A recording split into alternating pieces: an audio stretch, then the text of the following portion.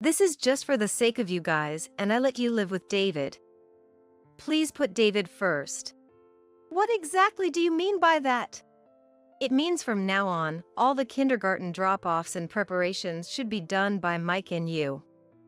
Grandchildren are treasures, right? Emily, the wife of our only son Robert, said with a sarcastic smile. Is this her true nature? I feel more sad than angry. We were proposed to live together by Robert and started living with Robert's family 3 months ago. Living with our grandson David was a joy, but taking our silence for granted, Emily started neglecting her chores and almost stopped taking care of her own child. When we finally addressed it, those were her words. Unable to say anything, my husband Mike, who had overheard our conversation from the next room, came over. If that's how it is, we'll just do as you say. Since we're living together, after all. Mike signaled to me with his eyes. Yes, we will take care of David then. At our response, Emily, looking satisfied, went back to her room. If Emily intends to be that way, we need to respond accordingly. I nodded at Mike's words. My name is Amanda. Robert had left home to get married 6 years ago. So now, it was just Mike and I living together. Mike is 55 years old. He was a middle school teacher but fell ill due to the stress 2 years ago. The kids are already grown up, and we have some savings. We'll manage on my part-time job for a while, so don't worry. I convinced Mike, who had worked hard for the family, to take an early retirement, almost forcing him to. Half a year after quitting his job, Mike's health improved significantly. Maybe I should get a part-time job at a tutoring center. Having been a teacher for over 30 years, Mike continued to engage with children he loves by working part-time at a tutoring center, without overdoing it. Mike is now very lively. This experience made us deeply realize how happy it is to be both physically and mentally healthy. Our current life is ordinary, but we are very satisfied, being able to afford some leisure in our hearts. David, you'll be in first grade next year. Have you bought a new bag yet? Our life took a dramatic turn the day after Mike and I had such a conversation, triggered by a phone call from Robert. Robert lived about a 30-minute drive from us with his wife Emily and their 5-year-old son David. Though we often reached out to see our grandson, it was rare for them to contact us. But then, Robert made an unusual call. It's rare to hear from you. How are you three? Did you buy David a new bag yet? I couldn't help but bombard him with questions. No, not yet. It's about time, isn't it? If you and Emily are okay with it, we'd like to give it as a gift for his school entrance. That would be a great help, Mom. Robert's voice brightened for a moment, but then there was a pause. What's wrong? Well, I actually wanted to ask if we could live with you at your house. Live with you, SR? I was at a loss for words. Robert apologetically explained that his family was currently facing financial uncertainties. As David grows, expenses will increase, right? Emily and I discussed that we should start saving now. So, Emily is also hoping to live together? That was surprising to me. Emily had quit her job when she got pregnant with David and had been a housewife ever since. Although Robert chose her and she's not a bad person, I've always felt a barrier and couldn't quite get a grasp on Emily. Normally, one would resist living with their in-laws. Emily is positive about it. In fact, she was the one who suggested we live together. I was utterly surprised by Robert's words, but there's nothing happier than being able to always be with David. I immediately agreed. Is this my home from today? Yes, let's live together. Yay! A month later, Robert's family moved into our house. David brightened our home. Emily, hangers go here, and spare detergent is stored here. I showed Emily around. Amanda, thank you. Thank you too, for suggesting we live together. Though I still feel a barrier, I actively try to engage with Emily to build a good relationship. Emily was quiet at first. I did the cooking, but Emily willingly took care of the other chores and shopping. Emily seemed like such a good person. It's no wonder Robert fell for her. Living together, I finally started to feel positive about Emily. However, her true colors began to show gradually. Your cooking is so bland, always vegetables, very plain, isn't it? Emily, who is picky about food, started to complain about my cooking. Sorry. As we get older, we tend to prefer lighter food. But I make sure it's nutritious and healthy. Ever since Mike fell ill, I've studied nutrition and been extra careful with our meals. It might be a bit bland for younger people, but I'm proud it's healthy. Emily started to complain about other things too. Amanda, I don't want my clothes folded because they get wrinkled. Could you leave them on hangers instead? Then you should do it yourself. As Emily became increasingly presumptuous, even Robert started to admonish her. But far from being repentant, Emily became more defiant. In this day and age, you should be grateful just to have someone live with you. Hearing this, both Mike and I felt upset, but considering the ongoing living situation, we kept silent. Taking our silence as consent, Emily became more unbridled. Initially, she took care of David's kindergarten drop-offs and preparations, but gradually, even that seemed too much for her. David, what about kindergarten? Mom said I could take the day off today. Let's play, Grandma. She started letting David skip kindergarten whenever she didn't feel like preparing. A housewife, yet not even taking care of her own child. I was truly astonished. But that was just the tip of the iceberg. Today you're going to kindergarten. Oh? What about lunch? That morning, I realized Emily hadn't prepared lunch.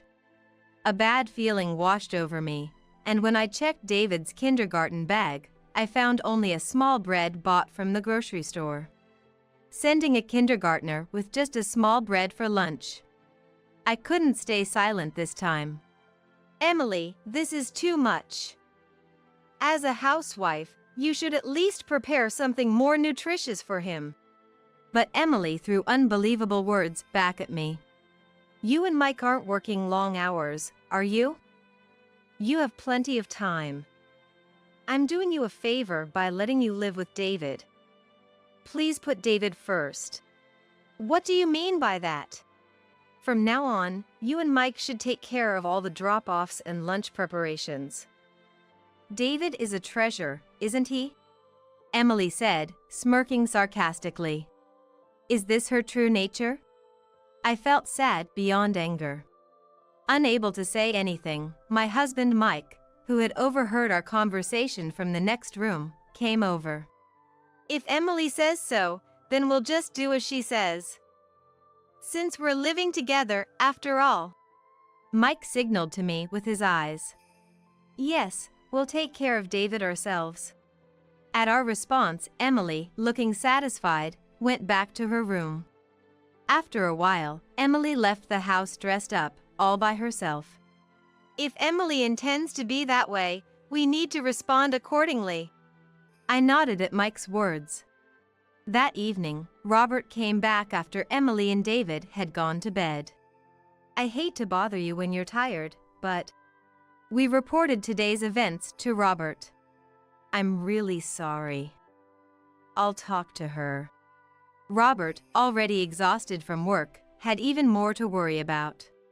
We couldn't trouble Robert, who was working hard for his family, any further, and we couldn't let Emily do as she pleased if we were going to live together.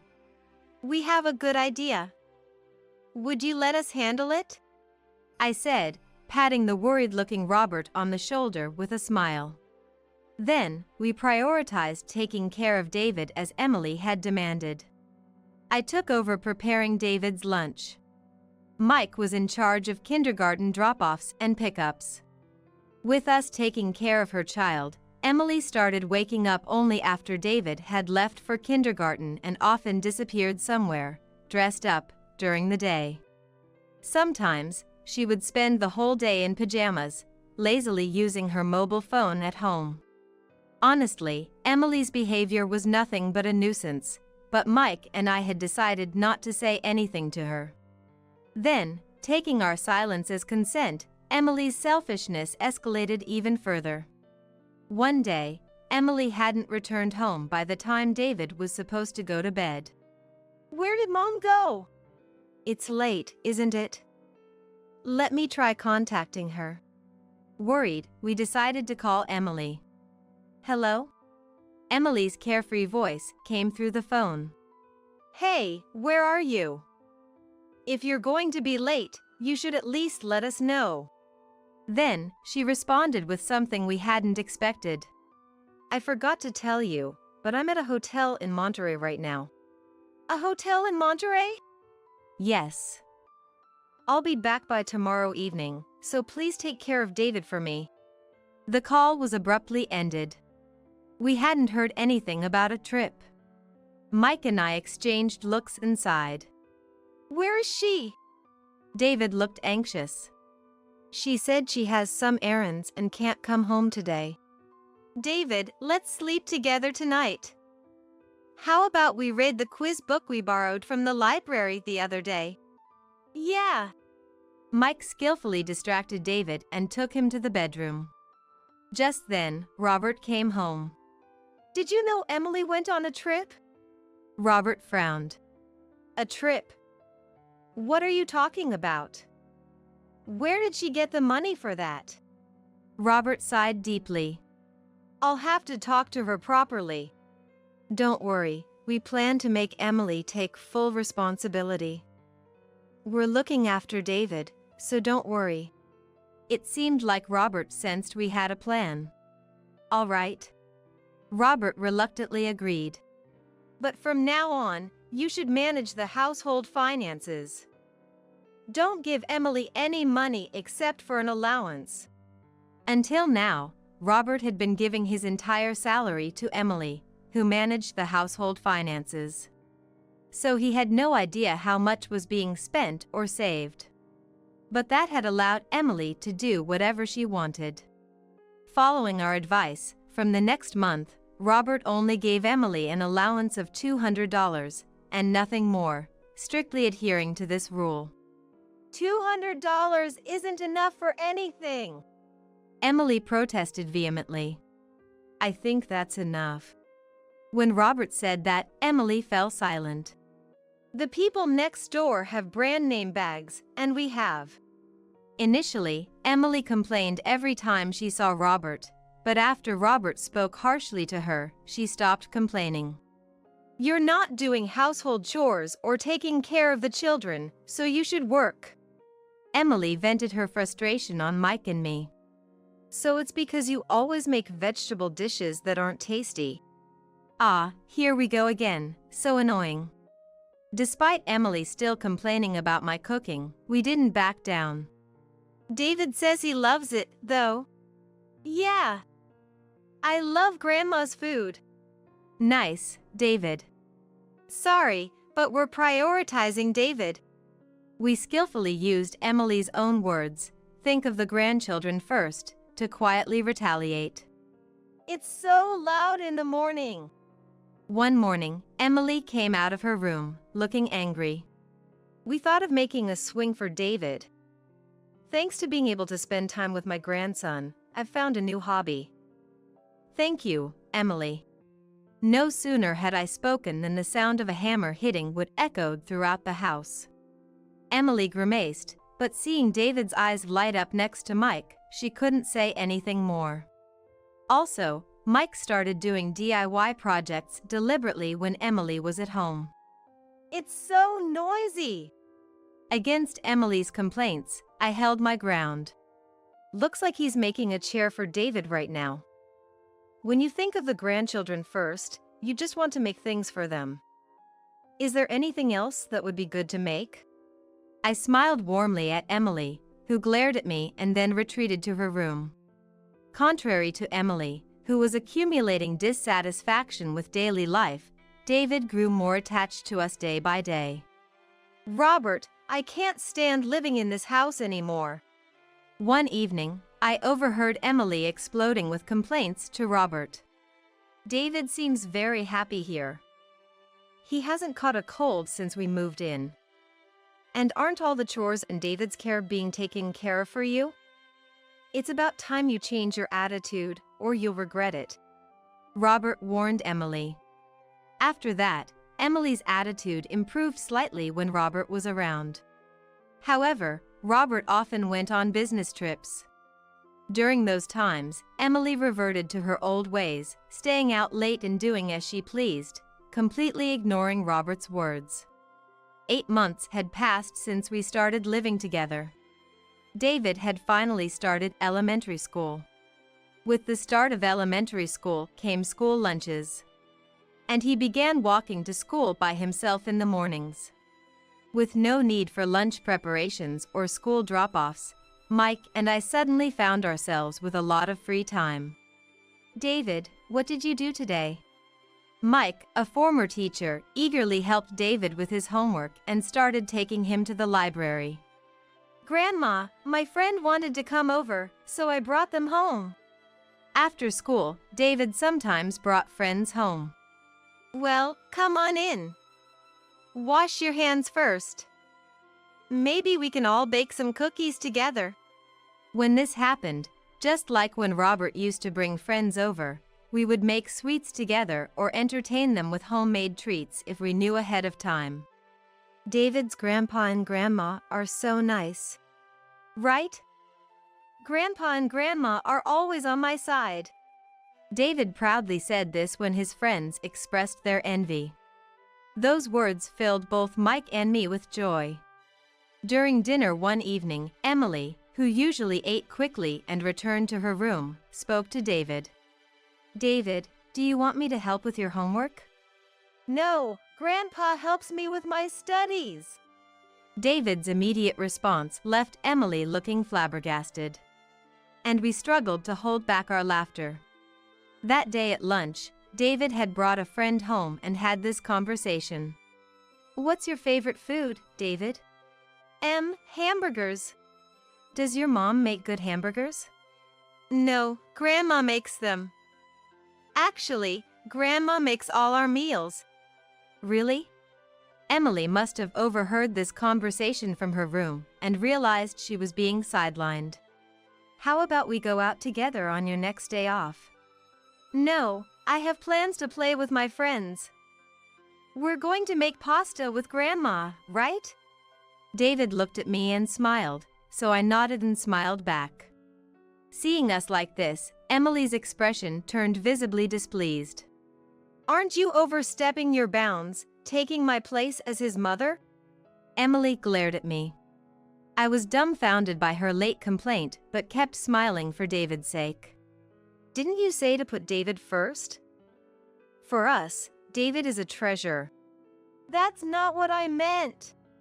Emily slammed the table and stood up quickly, retreating to her room with a loud bang. Seeing this, David looked worried. It's okay. If you want to play with Mom, you can. And if you want to be with Grandpa and Grandma, we're more than happy. We're on your side, David. I gently patted his head, and he looked relieved. From then on, while David was at school, Emily persistently demanded that we give back David. We're not taking anything. We're just being grandparents. She doesn't cling to me at all because of you. That's your issue, isn't it? You must be saying bad things about me. Emily avoided mentioning her own behavior, blaming us for David not being close to her. Robert must feel something is wrong with this situation too. For some reason, Emily believed Robert would support her. Since Emily refused to listen to us, we decided to discuss the matter when Robert returned from his business trip 2 days later. Robert, please say something to Mike and Amanda. As soon as Robert returned, Emily ran to him with her complaints. Having been briefed in advance, Robert sighed deeply. It's your own fault. Robert coldly rejected Emily. In a surprising turn, Emily then turned to David for sympathy. David, you like Mom more than Grandpa and Grandma, right? David walked over to Mike and me and firmly grasped our hands. Grandpa and Grandma are always with me, they listen to me, and they teach me. I love Grandpa and Grandma a lot. Hearing David's words, Emily's face twisted. Are you betraying your mother? Emily's angry shout echoed in the room, causing David to flinch. To take her anger out on David like that. Mike and I could no longer contain our anger. Mike, could you take David upstairs? Mike gently embraced the frightened David and, as I suggested, took him to the second floor for safety. With the living room quiet, I slammed a thick envelope on the table. What's this? A detective agency? Hearing detective agency, Emily was taken aback. Without a word, I dumped the contents of the envelope onto the table. What is this? Among the spilled contents were photos of Emily holding hands with a man, entering a room together, clearly indicating an affair, along with a report from the investigation.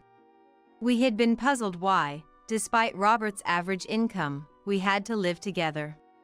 Suspicious of Emily's behavior of neglecting her child and idly enjoying herself since living with us, we had hired a detective agency.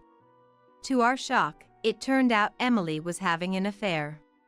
Emily, under Robert's glare, looked down and trembled. You've betrayed our family. I want a divorce right now. Wait, it's not what it looks like. Emily's pleas were brushed aside by Robert. What's not to understand? To you, we're just in the way. Go to your lover. I had never seen Robert so upset. To see my son suffer like this. My anger was unbearable. I'm sorry. I went too far. I won't do it again. Please forgive me. Emily desperately apologized, hoping for forgiveness. There's no way I can forgive you. Then I accept the divorce. But I won't give up David. After all this, her audacity was astonishing. I was dumbfounded. You won't get custody, I admonished, and Emily glared at me. David is my child, born from my own body. I won't hand him over to anyone like you. Emily's hostility was blatant. For the past year, we've almost exclusively taken care of David. You've neglected your child and even had an affair. With so much evidence, there's no way you'll get custody. We'll also be seeking compensation for the affair through lawyers. If you have any objections, we're prepared to go to court. Just pack your things and leave immediately. Thus, Emily was forcibly made to leave our home. After Emily left, Robert sat down, defeated. I'm sorry for hiring a detective agency without telling you. I apologized to Robert while gathering the affair evidence back into the envelope. Mike and I had agonized over whether to tell Robert the truth after discovering the affair. We had hoped Emily might change. But with no signs of change from her and her unjust treatment of her own child, we couldn't forgive her. I'm sorry for the trouble, Mom and Dad. Can we still stay here? Robert apologized with a sense of guilt. Of course. We'll raise David happily together. That's when Mike and David came down from upstairs. Dad, what happened? David immediately noticed Robert's red eyes. David, Mom will be living somewhere else now. David clung tightly to Mike. Poor thing. Hearing the word Mom must have reminded him of being yelled at. David, we'll always live here together with me, Amanda, and Robert. Mike reassured David with a firm hug, and David's expression softened slightly. Then, Robert and Emily proceeded with their divorce through their respective lawyers, handling everything calmly. The fact of Emily's affair naturally became known to Emily's parents, Jennifer and Joseph. We're truly sorry for what Emily has done. Emily's parents flew in to apologize to us in person. Since the day we sent Emily away, we've had no idea where she is or how she's doing. Is Emily showing any signs of remorse for what happened? When I asked Jennifer, she gave a shocking reply. We don't know where Emily is either. We've disowned her. Disowned? I could sense the serious resolve in Jennifer and Joseph. Then, David ran over. Gramps and Granny! Did you come to visit? David, you've grown so much. Look, we brought your favorite sweets. They rejoiced at reuniting with David, who was clearly delighted to see his seldom-seen Gramps and Granny. It's quite a trip to our house, but please continue to visit David in the future. At my words, they looked surprised. Is that all right? Of course. Let's all continue to watch over David together. Thank you so much. For Jennifer and Joseph, David was their only grandchild. Despite the distance, their feelings were just like ours. They always cared deeply for David. After Robert and Emily divorced, we kept in regular contact with Jennifer and Joseph, updating them on David's life. Gramps, I went dragonfly catching with Grandpa the other day. That sounds fun. Let's go bug hunting together next time. With Emily gone, peace and tranquility returned to our lives. I recently learned that, sometime after the divorce, Emily had reached out to Robert several times. Emily asked if we could get back together. Apparently, Emily was quickly abandoned by her affair partner and found herself alone. Having never really worked and lived carelessly, she couldn't find the motivation to work and quickly ran through her savings. That's when she approached Robert about getting back together. When Robert refused, she then asked for financial support. People don't change that easily. I felt nothing towards Emily anymore. Does she still contact you occasionally? I was concerned. No. Every time she contacted me, I'd send back those affair photos without a word. She gave up after that. Hearing that, I felt relieved. Thanks for everything, Mom. Good night. Perhaps out of embarrassment, Robert quickly retreated to his room after those words. His brief thanks carried a lot of meaning. Thank you, too, for the lively days. I murmured softly. A year later, with David now in second grade and having started playing soccer 6 months ago, he was thoroughly engrossed in it. After school, he would sweat it out at soccer club practice and then come home to watch international soccer matches with Mike, who enjoyed soccer as a hobby. On days off, Robert and David would play soccer video games together. Grandpa, want to try the game? No, I can't handle such complicated stuff. It's not hard. Come on, let's play together, Mike said, sitting between David and Robert. Watching the three of them seated on the sofa from behind, I couldn't help but smile. The atmosphere was filled with peace and happiness. I hoped we could continue to cherish these simple, everyday moments across 3 generations. Come on, lunch is ready. It'll get cold if you don't hurry. At my call, the 3 hungry boys turned around. Haha, you all have the same look on your faces. We all looked at each other and laughed.